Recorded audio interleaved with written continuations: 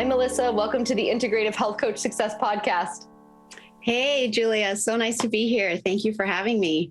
Yes, our pleasure. I'm excited for you to share with the listeners what you've been up to, all your valuable wisdom so far. I can't wait to get started. Let's kind of start by giving them a little bit of glimpse into what you're currently doing. So what does your current practice focus on? And then I would love for you to share with them kind of what got you to this place. We'll back it up in just a little bit, but let's hear a little bit about what you're currently doing as far as your practice today. Sure. So my niche is gut health. And then I kind of have a secondary niche of women's hormones, simply because that's my own personal struggle, whereas the gut health is more of my children's struggle, but part of my story. And as I've healed my own hormonal imbalances, I feel like that's something that I also want to share, because too many women out there just accept the symptoms of perimenopause, menopause, postmenopause as their lot in life as a female, and don't realize that it's signs of imbalance and that we can do something about it to alleviate all of those symptoms. So those are my niches. I've also started a podcast this year called the Don't Wait for Your Wake Up Call podcast, which is my avenue for educating people on all that I've learned in the last 6 years of my journey that isn't taught through public health. It's not taught through the education system. And it's steps that people can be taking, day in and day out in their everyday lives if they only knew, right? And so just like Dr. Cabral does his podcast for educational purposes, that's mine because it's my give back. And then I also interview people on that podcast that have healed themselves naturally, or other practitioners, et cetera. And I do it in themes. Each month is a different theme that I bring to my audience. So that's been really fun. A year ago, even last fall, I would have never thought that I was going to be a podcaster, but I've landed there and I'm enjoying it more than I thought I would. And I also have some group programs as well as my one-to-one coaching. And so I alternate those each month so that I run them quarterly. So one is a group detox program aligned with the Cabral seasonal community detox. So it's a 4-week program that I've created around that. And I have another program called the Health Optimizer, which focuses on stress and sleep, and then the microbiome, as well as the gut-brain connection. Again, people aren't taught this, and they don't realize all the habits they have that are negatively impacting their sleep, which affects their stress, which affects the health of their microbiome, which is, of course, affecting the brain, right? Mm-hmm. And then I tried once, it didn't work, but I'm trying again in August, is using Dr. Cabral's women's hormones HRA, the Health Results Accelerator program, and then offering free Q&A sessions for people to join. So they buy that program, and online programs are great until you can't get your questions answered, right? And so offering the opportunity for people to come to me and get their questions answered, and then hopefully move them into becoming a client as well. So trying that because I love the Health Results Accelerators and the gift that Dr. Cabral has given us. And so trying to bring that to my community as well without reinventing the wheel and creating my own program. Yes, that's great. So, I mean, what you touch upon about the whole women's hormones and even just educating basic principles, we're living in a world where people are just taught that if it's common, it's normal. And so much common things that happen with women's hormones as we age, and so many things that happen with our gut. Yes, they're common, but none of this is normal. And allowing people to see that there's a different way of doing this, and that just because they're like all their friends doesn't mean that they have to also continue to be just like all their friends and deal with their premenopausal or menopausal symptoms. And it can just be a way to give them hope and education and guide them in a direction that's different than maybe their doctor might be guiding them.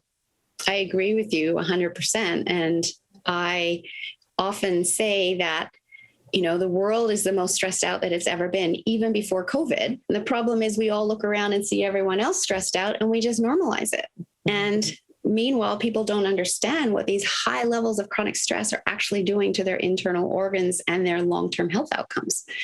And that's also why I love using Dr. Cabral's quiz, because I say to people, it's a bit of an aha. As you do the quiz and you start answering the questions, you're like, oh, so maybe it's not because of my genes, or it's not seasonal allergies, or It's, whatever other reasons they've written it off as, it's not simply aging, right? There's actually something I can do about these things and turn back time, literally. And to your point, people will often accept symptoms and then not do anything about it and not realize that those symptoms are their body talking to them and asking them to do something different.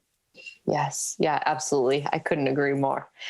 Okay, so I'm dying for the listeners to hear kind of how you ended up in the health and wellness space. So what were you doing previously? And what was your moment of kind of pivot where you realized this was something you wanted to get into? Right. So I'm one of those people that wasn't in health and wellness previously. It was never on my radar. I have a commerce degree and I went into the corporate world. And I was in the corporate world for 24 years until one day big fish bought little fish and I was given an hour to clear out my desk and no word of thanks for my 24 years of service. And that's what hurt the most. And in that moment, I knew three things. I was never working for someone else again because that didn't get me anywhere. Whatever I did next had to be of service to humanity. And thirdly, I had no idea what it was going to be, but I was open to being guided. And later that year, I was introduced to a local Vancouver company that specialized in brain supplementation. And that was my first aha, that I use my brain 24/7. Nobody's ever told me I should be doing more for my brain or that you even could. And it made me think of my grandmother, who was 97 at the time, still living at home, fully cognitively functioning, making all her own meals. And I'd always said I wanted to be just like her when I grew up. And I also knew that over here was this near epidemic rates of Alzheimer's and dementia. And it made me question, well, what did she do right? And how do I follow her path versus going down this path of Alzheimer's and dementia? And I started thinking about her life. Well, she was born in Christchurch, New Zealand in 1916, the bottom corner of the earth before all our toxic chemicals were introduced, growing their own food on their own property. I was raised in Tokyo, Japan in the 70s, in the height of manufacturing plants spewing out toxins. So right there, I knew I was already behind the eight ball. So I needed to do more for my brain. So I joined this company, started using their products and learning about the brain. And I found it fascinating. And 4 months after that, my oldest daughter got a concussion in her first grade 12 soccer game of the season.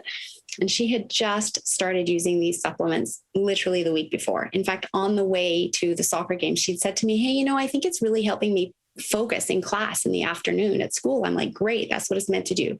Among other things, keep using it. Now she has a concussion. She's in no state to go to an appointment with a practitioner and then come home and tell me what she needed to do. And I wasn't working full time, so I started going with her to the appointments because I was really interested in the brain and now the healing of the brain and learning.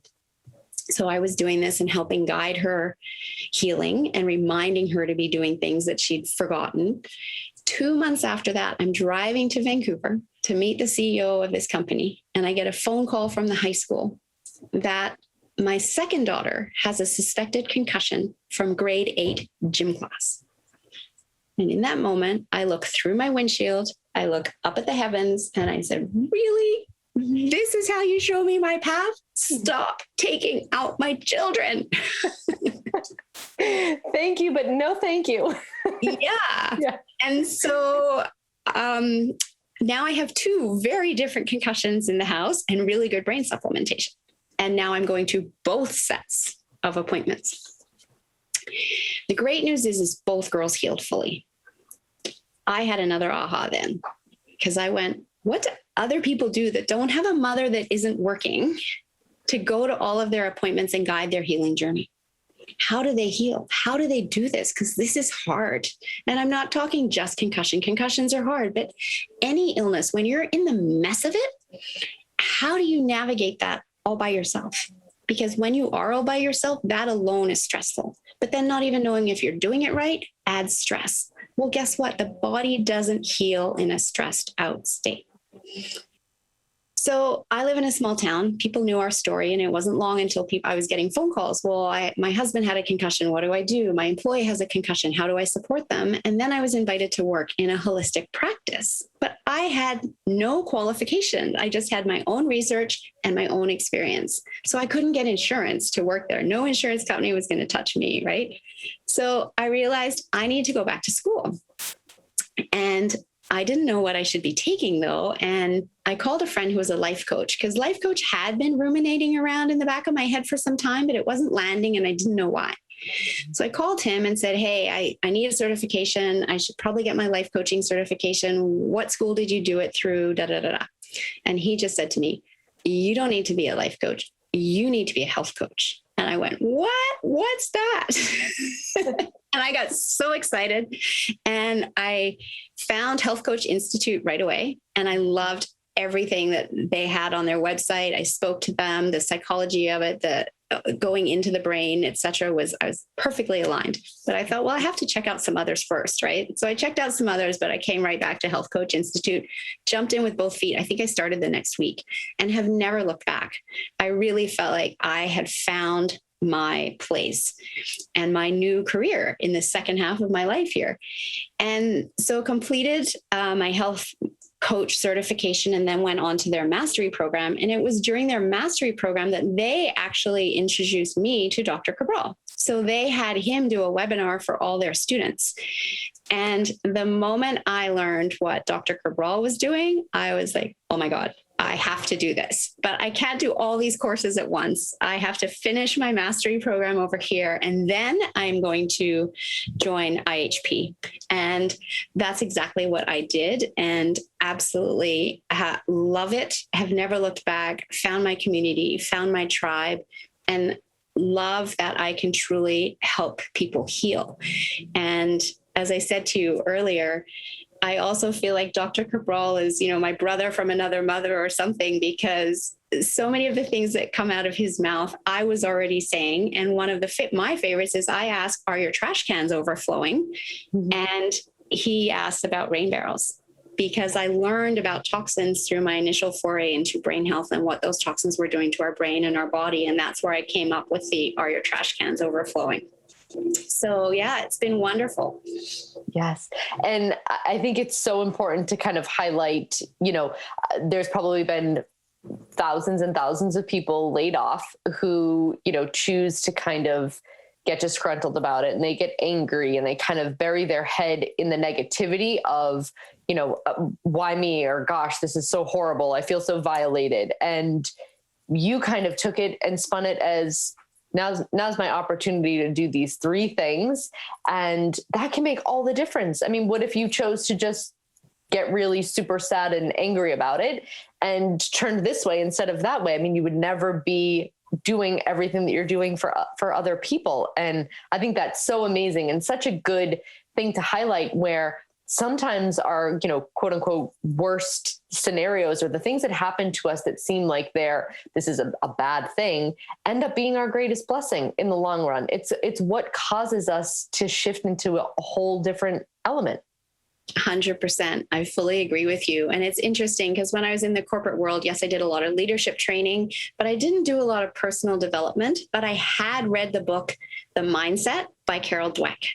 And I really liked that book. And I think that book really helped me take that growth mindset and step into the opportunity instead of wasting energy and time focused on what had happened that I couldn't change. Right. And then as I moved through this phase into where I'm at, I've really stepped further into personal growth and understanding the mindset, the power of our mind, of our subconscious mind, of the way we talk to ourselves, of the, practice of gratitude, all of these things, and have implemented them to a place where I truly just live in a place of joy because I choose to create my life to be that way. And we have the power to do that. And it feels wonderful. Yes. Yep. Yeah. There's always a choice. And at any moment, at any given time, we always have a choice. Yep. 100%. For sure. Yeah. Okay. So where I would like to go next, because I think this is such a valuable business aspect that you can share with our listeners. I'd like for you to talk a little bit about your kind of networking how networking was what helped you get started, what your beliefs are around networking. Give us a little bit of an insight into all of that. Yes. So I fully believe that networking really helped me launch my business as an IHP. Previously, I was part of a BNI chapter, which is Business Network International in Whistler, when I was just doing the brain health supplementation. And so that was kind of my initial foray into networking, and really enjoyed it. And the whole like, know, and trust factor of the people that you get to know through networking, that you work with, you meet with them on a regular basis, and you build a network of people that you can also refer your clients to, because your clients are often going to have questions of, well, if I needed this, who would you recommend, or et cetera, et cetera. And so you are better able to serve your clients when you have a group of other people to share with them. But our chapter closed down, and it closed down for a variety of reasons. But for about a year, I didn't really have any networking opportunities. And then COVID hit. And so the few that I still had that were in person all stopped. And last July, I came across an online networking program called VTeam. And I was invited as a guest. I attended and went, oh my goodness, this is like BNI. We meet every week. We get to know the other members. The like, know, and trust factor is built. And I jumped in and joined with both feet literally last July, and have never looked back. And it's through that networking that I do every week. And there's also opportunities to meet with global chapters twice a month, which is kind of fun, because on Zoom now I'm traveling the world, and in any given day I might be meeting with someone in South Africa or in the UK or Australia or Asia somewhere. And I have built my business as a result of these connections. So I met a podcast coach. Well, that was last July. And then this March, I have a podcast. I could never have done it without her. She's amazing. But not only that, she's connected me to other podcasts to be a guest on, to just start getting my message out. So I did that for 3 months before ever launching my own podcast, just to get experience with podcasting, etc. But she also connected me to summit opportunities. And then through that, one summit leads to another summit, because I'm a big believer that I have to get my message out. If people need my help, they have to know that I'm available to them. And the only way that they can know that is if I get my message out. And I'm not a social media person. That's actually my downside. And I'm looking at now actually contracting that out, because it's the bane of my existence. And I don't scroll through other people's social media because I just don't have time, right? So my logarithms are so bad. So even though I do post, no one sees it. So we all have our own talents, and mine is not social media. But speaking and getting my message out through summits and podcasting is a way that's been very effective for me in building my business, and then following each lead and each connection, because it just leads to the next thing, right? And is it scary? It was scary to start, yeah, because I'd never done it before. But when you know that somebody out there needs your help and that you can help them, who are you not to put your message out there? And that's part of what I've learned and heard through my personal growth training. And the more I do it, the more comfortable it gets. And there's not very many of us IHPs in Canada. I actually counted this morning. I think there's 20 now. And when I completed mine, there was only 10 of us, and I was the only one in BC. Now there's 2 of us in BC, and the other one is my friend. So people need to know. And the beautiful thing is that with networking now on Zoom, I don't waste any time traveling to different places and events. Like, I can literally move from this event to a client call to another event, or summits are all done online, that it's such a productive use of my time in getting my message out. And so I actually hope it doesn't go back to normal, and that we can keep doing things online, even as we all come out of COVID. There's been some wins during COVID that we've figured out how to do this effectively and efficiently. Yes, for sure. And there's, so much of an advantage, like you said, to being able to just manage your time, and you can kind of choose, okay, this is going to be my time that I allocate to this, but then I can jump right to that, versus, well, this week I'm traveling, so I can see no clients, and I'm just having to, do one thing over here. And so the networking, it was more like an online program that basically it was almost like a Rolodex of, more health-minded practitioners where you all kind of just.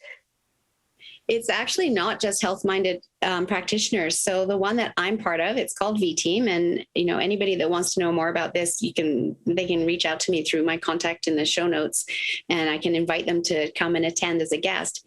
It's people of all different industries, but all solo, not necessarily solo, but all entrepreneurs and all people with businesses that can be done globally through Zoom, right? And you get a seat, and your seat is industry specific. So I'm not the only health and wellness person, but I'm the only health and wellness person that can do labs, for instance, right? And then we have some other health and wellness people that might be in oils, or that might be dealing with skincare, things like that, right? And then we have business coaches and social media experts and all sorts of people in the group. And we come together every week. And it's in coming together every week that we build that like, know, and trust factor. And then as we go about our own, daily lives, we have opportunities to refer people to other members in the group. And so we're all working and helping each other build our businesses. Like I had to do an ad recently for a trade show that I'm attending or being part of in August. So of course I had the graphic designer in the group create that ad for me, because I just don't want to create it myself. And she did such an amazing job, and I could never have done that, right? We have a printer in the group. So for printing needs, then I will always go to her, and she's amazing. So I just have this wonderful network. We're about 15 people in the group right now of my go-to people that I can also share with my clients as needed. And there is a larger group in terms of the global community of us, because we do get together twice a month as well with our European members, our Asian and Australian members. And it's just really powerful to have this network of people that know you, trust you, know what you do. And so when they're out there speaking to their network, if somebody's complaining of digestive issues or discomfort or whatever, they're going to say, hey, maybe you should talk to Melissa because she can help you. And that's what happens. Wow. Yeah. It's almost like it's a very narrow, more intimate social media. I mean, because I feel like this is how so many people use Instagram, is they follow their kind of like-minded. It might be, this person, talks a whole lot about this kind of health aspect, and then this person does, like you said, essential oils. And I feel like this is sometimes how maybe people subconsciously use social media, as almost this networking of being, but it's so cool that this is not just health-minded people, because that's exactly how I was picturing it, but that there's graphic designers and, like you said, printers. And so you're able to use resources for your business and vice versa in a way you're so connected, and you 100%. Probably feel like family. We do feel like family, and it's so wonderful to work with them. So I actually rebranded. I was Better Brain Health, optimizing both your brains. And last fall I rebranded as a result of working with our branding and marketing expert in the group. And I love what we came up with, and it just feels so right. The Better Brain Health was narrowing me too much just on the brain compared to what I can do now. And people were not understanding the optimizing both your brains. I thought that was really clever, but people weren't getting that their gut is the second brain. So it was lost, right? Marketing can be too clever. That's what the trap that I fell into. So being able to work with her to rebrand was really helpful. And I have a LinkedIn coach in the group. And so she's totally helped me revamp my LinkedIn profile. And then right after I did that, I started having people commenting, oh, your LinkedIn profile is so good. And I'm like, hey, it's not me, it's her. She did. LinkedIn is probably the social media that I'm on the most, actually. Yep. So. Okay. Yeah, it's so great. And it's all about using your strengths. Your strengths are your strengths, and you're using them for the better of all the people that you help. And then there's people that are clearly in this group that have greater strengths, and relying on people to help, and kind of like we had mentioned at one point, not reinventing the wheel, and making your business model and how you practice simpler, so that you're not wasting time doing the things that are really hard for you, like maybe creating a graphic. What you're really good at, and what probably feels good, is having a conversation with a client and getting their gut in better condition. So you're using your time wisely doing that, and someone else is doing the the hard graphic over there. Exactly. And that is also a little bit of a leap of faith, because when you're starting out in your business and you don't have a lot of income coming in, sometimes you're like, oh, I can't spend anything, right? But you're spending your time. And what is your time worth? And I actually had somebody tell me, just take that leap of faith and invest in the areas where you don't get enjoyment and you're just wasting your time and spinning your wheels, because that frees up the time to draw more people into your business. And that's exactly what happened. Yes. Yep. And when you're doing something that when you're actually spending your time doing something that you enjoy, I believe your energy is much more free and open, and you're in alignment with what you're wanting to do, which means that it's just going to, flood back in. 100%. Yeah. That's great. Okay. So if you could kind of share one piece of advice other than to network, because clearly that's passionate, with some of our listeners, do you have like a little piece of advice that you would want them to hear or know? Well, I would just love to share, at least with the IHPs in the group, don't reinvent the wheel. That was something that I really took to heart during our training with Dr. Cabral, and he has so generously created so much for us and given us all of his files, all of his labels. And he even said, you can take my website and copy my website. And so I did that. He said, create packages. And so I literally copied the first 4 sessions that he does with people that he teaches us on in those final modules of our training. I literally copied that website to get started, right? Because I didn't know how to do it otherwise. And I figured, why reinvent the wheel? He said we can do this. And so I did. And it was highly effective for me. And it's been a year. And just now I'm getting into revamping my website and making it my own. But that got me started. And I'm really, really grateful to him for allowing us that.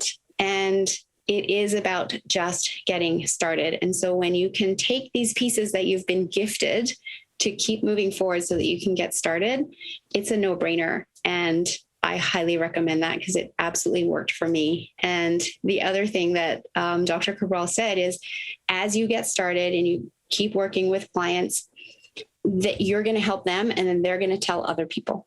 And that's where I'm at now, is I'm starting to get the referrals where I'm not selling anything. They're coming to me because I've helped someone else and they just want in. And that's really powerful, because then I can just start working with them right away. They're ready to work with me. There's no overcoming anything. They're here and they want to get started. And those are my favorite clients. Yes. Yep. Nothing better than when a willing client who also sees they're probably mostly inspired by the success that whoever they know that you've already helped has had. And they, again, going back to what we originally said, is we're just kind of shuffled along to think that this is all normal, and like your stomach's going to hurt because you're old and your hormones will be, messed up because you're in your 50s. And they all of a sudden see somebody doing it differently. And it's like, oh, wait, how are you doing that? And it's not that, it's just that they didn't know before, and now they have the knowledge and they're coming to you. And it's I was just listening to one of your podcasts yesterday. It was Dr. Cabral on this podcast talking about where to find your clients. And he was talking about the stages that your clients go through to get to you, and, go to the doctor, and the doctor will run blood work and it's going to tell them there's nothing wrong, and et cetera, et cetera. And those are the people that are coming to me, is the people that are frustrated by the lack of answers and lack of support through mainstream medicine, that have had a friend say to them, hey, here's somebody that does it differently. You should check her out. And they do that. And there is so much need for what we do. It's just people don't realize, which is why I am so passionate about the networking, about the speaking, about the podcast, to keep getting that message out. Yes. Yep. Yeah. So beautiful.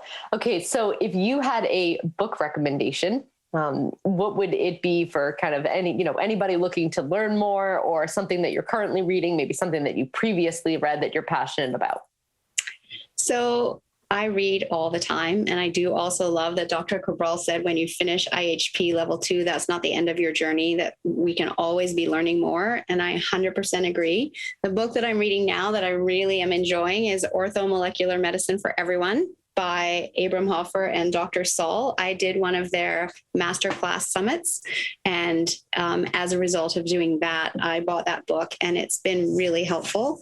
And then another book that really changed my life and further validated why I do what I do is Our Daily Meds. And it's by Melody Peterson. She used to write for the New York Times, and she would write about the pharmaceutical industry.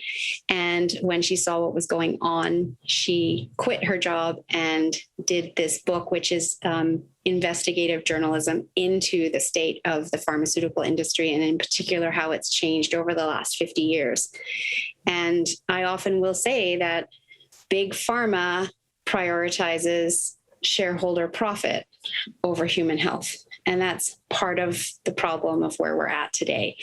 I know that was happening, but reading this book, there's so much data in it and science that it really confirmed all of that. It was a hard read. It was hard to see how business can trump human health, but it's happening, and it helps me further get my message out and have people realize that there is another way. And the follow-up book that I read to this one is by a different author called Catherine Eban, and it's called Bottles of Lies. And it's all about the generic pharmaceutical industry. Also a hard read, because what do you think happens if big pharma costs so much that you need to create another industry that's low cost? Those companies want to make a profit too, right? So what do you think happens? It's scary stuff, but I recommend it for any health coaches out there, just to have that information in your back pocket, because it will help you when you're working with clients and onboarding them and bringing them in and having them understand why you do what you do. Yes. Yeah, of course. And I always say it's hard for me to trust an industry that profits. I mean, they quite honestly only profit from people being sick.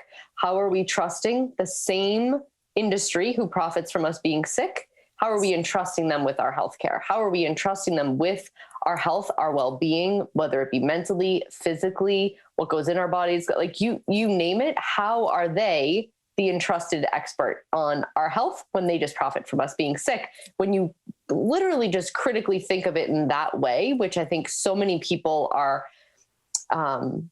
convinced not to, or, it's like conspiracy theory. I mean, it's those books actually probably simply just state facts of, they do. This is how much money these companies make. This is how, which are facts. It's not opinions. It's not, but there is a billion-dollar industry that, yes, profits from people being unwell.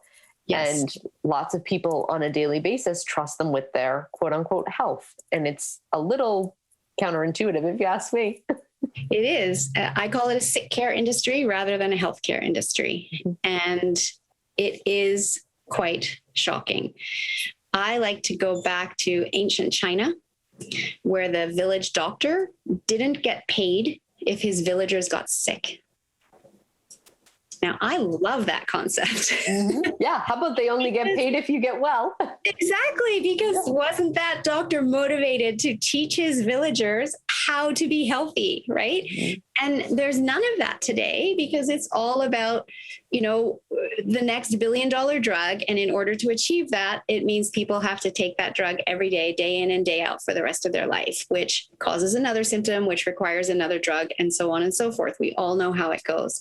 But for so long, they've had so much power that generations have been raised to believe that you get sick, you go to the doctor, as opposed to my health is my greatest asset and I should prioritize it first. Don't wait to get sick. Take preventative action, be proactive in your health to remain as healthy as possible. Yes. Yeah. And all about the prevention. I mean, I have, family members that joke, they call Whole Foods, whole paycheck. They're like, my God, what you must spend on food. And it's my medicine. It's my preventative medicine. I buy good, organic, high quality food that I feed to myself, my children, my husband, my family, so that I don't have to worry in 15 years if we can afford something happening to my husband's health, or even just the emotional stress of what would happen if my children got sick, which, is something that you can attest to. And that, of course, has nothing to do with what they were eating. It was just a fluke accident. But when you have a framework of health underneath, you can bounce back from what life throws at you so much easier, and you're not working then at a deficit. And yeah, so I say you can pay for it now or you can pay for it later. That's what I was just going to say. I'm paying for it now. True, right? It's so true. And when you pay for it now, you're also setting yourself up for that quality life of longevity. Mm-hmm. And unfortunately today they say, oh, we're living longer, but the reality is we're actually dying longer right now and living shorter. And we need to flip that around and get people back to living longer and dying shorter, like my grandma, who died in her sleep at 101. You know, sure, I cried, but I also spent a lot of time celebrating an amazing life, because it's hard to cry when somebody has lived fully to the very end. Yes. Yep. And just a beating heart and breathing lungs does not mean you're living. I say that all the time. Exactly. It's what is your day-to-day like? There's plenty of people that live until 90 who are in constant chronic pain. They have memory issues. I mean, you name it, but they're not actually living. They're alive, but they're not living their most vital, life possible. Exactly. So it's about the quality of life and not just longevity. Of course. Yes. Can you share with our followers where they can find you on social media? It sounds like that might not be your forte, but what about LinkedIn and a website, anywhere where they can learn more or, ask you more questions about the little networking group, all of that? Sure. So my website's yourguidedhealthjourney.com. My email is simply melissa@yourguidedhealthjourney.com. And I am happy to answer questions about networking. And then I am on social media. I'm just not very good at it. So LinkedIn, I'm there as Melissa Deally, Deally. And then Instagram and Facebook, I'm there as Guided Health Journey. Great. Thank you so much for coming on the Integrative Health Coach Success Podcast. I think this has been so valuable, and it was so fun getting to hear your story. I really enjoyed it. Well, thank you. It's been an honor to be here. I really appreciate the opportunity to share. Of course. Keep up all the great work, and we'll be in touch soon. Thanks so much, Julia. Have a great rest of your day. You too.